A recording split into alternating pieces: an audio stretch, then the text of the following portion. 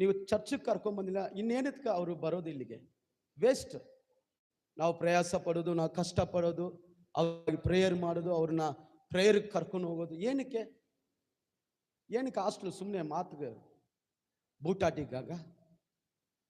Bible ವಾಕ್ಯದ ವಾಗ್ದಾನಗಳ ನೆನಪು ಮಾಡಿಕೊಳ್ಳ್ರಿ. Bible వాగ్దానాన్ని గుర్తు ನಮ್ಮ చేసుకోండి. ಮಕ್ಕಳು ಕೆಡಕ್ಕೆ ನಾವು మన ಕಾರಣರಾಗಬಾರ್ದು. పిల్లలు చెడేదానికి ನೀವು మనం కారణం ಹಾಸ್ಟೆಲ್ కాకూడదు. ಹಾಕ್ರಿ ಹಾಕದೆ ಹೋಗ್ರಿ, ನಮ್ಗೆ ಬೇಡ. హాస్టల్కి వేయండి వేయకపోండి, ನೀವು ಮಾಡೋದು ನಮಗೆ ಇಷ್ಟ ಆಗಲ್ಲ. మీరు చేసేది మాకు ఇష్టం. ನಾವು ಅಷ್ಟು ಟ್ರೈನಿಂಗ್ ಕೊಟ್ಟು ಪ್ರತಿ ದಿನ ಅವ್ರನ್ನ ಎಬ್ಬಿಸಿ ನೈಟ್ ಪ್ರೇಯರ್ ಅಲ್ಲಿ, ಬೆಳಿಗ್ಗೆ ಪ್ರೇಯರ್ ಅಲ್ಲಿ ಅವ್ರನ್ನ ನಡೆಸಿ ಇವತ್ತು ನೀವು ಸಭೆ ಕರ್ಕೊಂಡ್ ಬಂದಿಲ್ಲ ಅಂದ್ರೆ ಇನ್ನೇನು ಅವರು ಏನ್ ಕಲ್ತಿದಾರೆ ಇಷ್ಟು ದಿನ? ఏడాదంతా మేము వాళ్ళని ప్రార్థనలో నడిపించి పగలు రాత్రి ఈ రోజు రాలేదంటే మీరు ఇంకేం నేర్పించారు? ಏನ್ ಕಲ್ಸ್ಕೊಟ್ಟಿದೀವಿ? మీరు ಬೈಬಲ್ ವಾಕ್ಯ ಹೇಳ್ತದೆ, ವಾಗ್ದಾನಗಳನ್ನ ನೆನಪು ಮಾಡಿಕೊಂಡರು. బైబిల్ వాక్యం ఇలా చెప్తుంది, ಅವರ వాగ్దానాన్ని ನಿಟ್ಟುಸಿರನ್ನು ದೇವರು ನೋಡಿದ್ರು, ಅವರ ನಿಟ್ಟುಸಿರನ್ನು ದೇವರು ನೋಡಿದ್ರು, వాళ్ళు నిట్టుసుని ಅವರ దేవుడు ನೆರಳಾಟ